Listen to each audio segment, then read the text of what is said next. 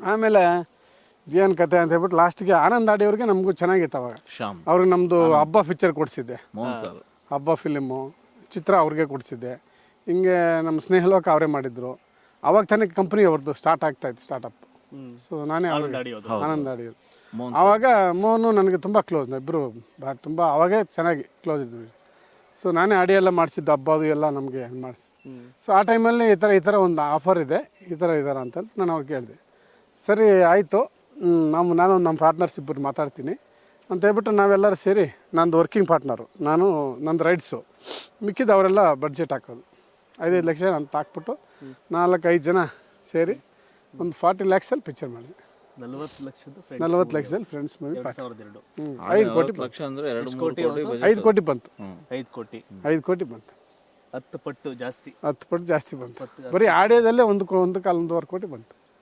ಆಡಿಯೋದಲ್ಲಿ 16 ರೂಪಾಯಿಗೆ ಕ್ಯಾಸೆಟ್ ಬಿಟ್ವಿ. 16 ರೂಪಾಯಿ ಕ್ಯಾಸೆಟ್. ಅವಾಗ 80 ರೂಪಾಯಿ 100 ರೂಪಾಯಿ ಕ್ಯಾಸೆಟ್. ಎಲ್ಲರೂ ಆಕಾಶ್ ಆಡಿಯೋ, ಲಹರಿ, ಮನೋರಂಜನೆ ಏನೋ ಇತ್ತಲ್ಲ, ಎಲ್ಲರೂ 80-100 ಮಾಡ್ತಿದ್ರು. ಅದ್ರ ಬೆಲೆ 15 ರೂಪಾಯಿ. ಅದನ್ನ ನಾವು ತಯಾರು ಮಾಡಿದ್ರೆ 15 ರೂಪಾಯಿ ಆಗೋದು, ಬಟ್ 100 ಮಾಡ್ತಿದ್ರು, 100 ರೂಪಾಯಿ ಮಾಡ್ತಿದ್ರು. ನಾನು ಸಡನ್ ಆಗಿ ಏನು ಮಾಡಿದೆ, 15 ರೂಪಾಯಿ ಅಂತ ಒಂದು ಫುಲ್ ಪೇಜ್ ಯಾರು ಕೊಟ್ಬಿಟ್ಟು ಕ್ಯಾಸೆಟ್ ಅಂತ ಆನ್ ಬಿಟ್ಟೆ.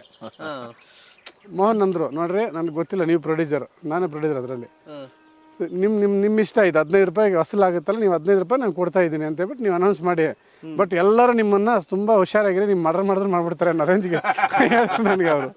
ಯಾಕಂದ್ರೆ ದೊಡ್ಡ ಮಾರ್ಕೆಟ್ ಅಲ್ವಾ. ಅಂಬಾನಿ, ಮುಖೇಶ್ ಅಂಬಾನಿ ಮಾಡಿದ್ನ ನೀವು ಅವತ್ತೇ ಮಾಡ್ಬಿಟ್ಟು 16 ರೂಪಾಯಿ ಮಾಡ್ಬಿಟ್ರೆ ಎಲ್ಲಿ ನೋಡಿ ಸರ್, ಒಂದೇ ವಾರಕ್ಕೆ ಯಾವ ಆಡಿಯೋ ಅಂಗಡಿ ಮುಂದೆ ಕ್ಯೂ ಸರ್, ಆಟೋಗಳು, ಹುಡುಗರೆಲ್ಲ ಕ್ಯೂ ಕ್ಯಾಸೆಟ್ಗೆ. ನಾವು ರಾತ್ರಿ ಆಗಲು ನಮ್ದು ತಯಾರು ಮಾಡ್ಬೇಕು, ತಯಾರು ಮಾಡ್ಬೇಕಿಲ್ಲ ಕ್ಯಾಸೆಟ್ಗಳು. ನಾವು ಪಿಕ್ಚರ್ ರಿಲೀಸ್ಗೆ ಕೆಲಸ ಮಾಡ್ಬೇಕು, ಇಲ್ಲ ಆಗ್ತಾ ಇಲ್ಲ. ಆನಂದ್ ಆಡಿಯೋಗೆ ಜನ ಬಂದ್ಬಿಡ್ತಾವ್ರೆ ಹುಡ್ಕೊಂಡು. ಅಷ್ಟು ಡಿಮ್ಯಾಂಡ್ ಯಾವತ್ತು ನೋಡಿಲ್ಲ ಅಂತ ಅವ್ರು ಇನ್ನೊಂದು 5-6 ಕಡೆ ಕೊಟ್ಟು, ಅಲ್ಲಿ ಕೊಟ್ಟು ಫೈರಿಶ್ ಮಾಡೋರಿಗೆಲ್ಲ ಕೊಟ್ಟು ಮಾಡ್ರಿ ಅಂತ ಹೇಳ್ಬಿಟ್ಟು ಎಲ್ಲ ಮಾಡಿಸ್ಕೊಂಬಂದು ಸೇಲ್ ಮಾಡಿದ್ರು. ಸೊ ಆ ರೇಂಜ್ಗೆ ಇಟ್ಟಾಗೋಯ್ತು. ಅವಾಗ ಆಡಿ ಇಟ್ಟಾದಾಗ ನನಗೆ ಅನಿಸ್ತು, ನನ್ನ ಜಡ್ಜ್ಮೆಂಟ್ ಕರೆಕ್ಟ್ ಇದೆ, ಪಿಕ್ಚರ್ ಹಿಟ್ಟಾಗತ್ತೆ ಅನ್ನೋ ಒಂದು ಜಡ್ಜ್ಮೆಂಟ್ ಬಂತು ನನಗೆ. ಅದರಲ್ಲಿ ಏನು ಮಾಡಿದ್ದೆ, ಇನ್ನೊಂದು ಹೊಸ ಸಾಂಗ್ ಸೇರಿಸಿದ್ದೆ, ತಿರುಪತಿ ತಿರುಮಲ ವೆಂಕಟೇಶ. ಅದು ಏನಕ್ಕೆ ಅಂದ್ರೆ ಆ ಹಾಡು ತಮಿಳಲ್ಲಿ ಭಾರಿ ಇಟ್ಟು, ಭಾರಿ ಇಟ್ಟು.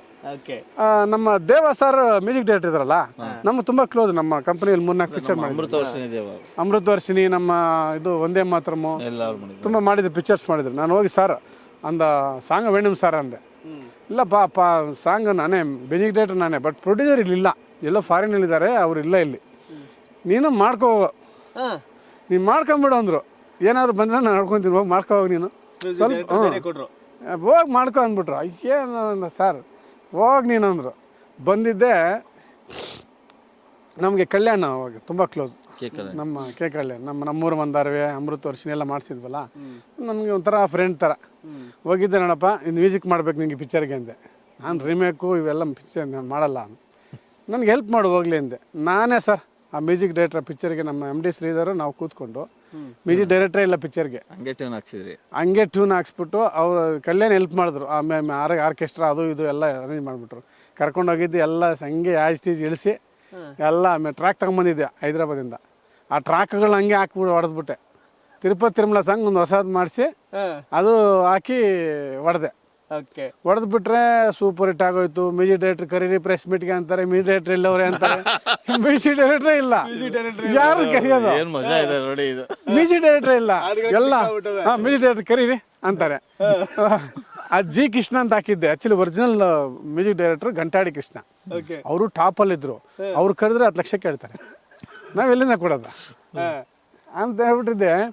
ನಮ್ಮ ಆಫೀಸಲ್ಲಿ ಅನಿಲ್ ಅಂತ ಒಬ್ಬಿದ್ದ, ನಮ್ಗೆ ಅಸ್ಟೆಂಟ್ ಆಗಿದ್ದೆ ನನಗೆ. ಅಲ್ಲಿ ಈ ಥರ ಆಚೆ ಕಡೆ ಹೋದ್ವಿ, ಹುಬ್ಳಿ ಕಡೆ ಪ್ರೆಸ್ ಮೀಟ್, ಹುಬ್ಳಿ ಧಾರವಾಡ ಆ ಕಡೆ ಎಲ್ಲ. ಅಲ್ಲೆಲ್ಲ ಸರ್ ಮ್ಯೂಸಿಕ್ ಡೈರೆಕ್ಟರ್ ಇವನು ಅನಿಲ್ ಕುಡಿಸ್ಬಿಟ್ಟೆ, ಅಲ್ಲಿ ಅನಿಲ್ ಕುಡಿಸ್ಬಿಟ್ಟೆ, ಇವನು ಮ್ಯೂಸಿಕ್ ಡೈರೆಕ್ಟರ್ ಅಂತ ಹೇಳ್ಬಿಟ್ಟೆ. ಅಲ್ಲಿ ಅವನು ನಡುಗ್ತಾವನೆ, ಏನೋ ಕೇಳ್ಬಿಟ್ರೆ ಏನು ಹೇಳೋದು ಅಂತ. ಸೊ ಹಂಗೆ ಅದು ಒಂಥರ ಚರಿತ್ರೆ ಬಿಡ್ರಿ ಅದು. ಆಮೇಲೆ ರಿಲೀಸ್ ಟೈಮಲ್ಲಿ ಅಷ್ಟೇ ಭಯಂಕರ ಟೆನ್ಷನ್ ಆಯಿತು.